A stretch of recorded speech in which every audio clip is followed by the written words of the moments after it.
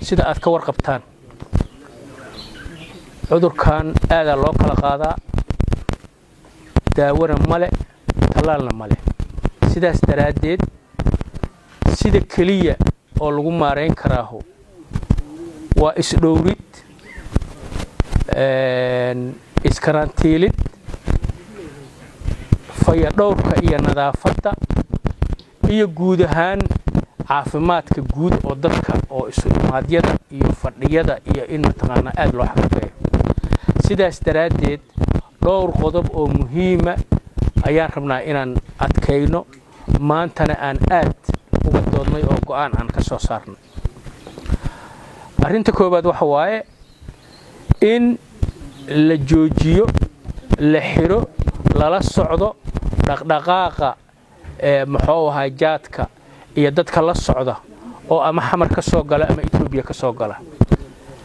ciidamada amniga dhammaantood labada gudoomiye gobol waan amarnay in dhaqdhaqaaqaas ay joojiyaan sida ugu dhaqsaha badan aad runtii muxuu ahaa arintaas culays uga jira jaadka tuuga lagu soo geliyaa Hirshabeelle arintaas runtii arin aan xamili karna maaha amarkaasna waxaan rajaynaynaa sida ugu dhaqsaha badan in muxuu ahay risaltigeeda la heli doono arinta labaad waxa waaye isu imaadyada makhaayadaha iyo fadhi ku dirirada iyo meelaha la iskugu yimaado oo wax micnaaho hadda mataqaanaa hadal iyo sheeko iyo war aanan muxuu ahay aan laga faa'iideyn aydan in la joojiyo taasna ciidamada ammaanka booliiska gaar ahaan waan amarnay arintaasna sidaas muxuu ahay in lagu joojiyo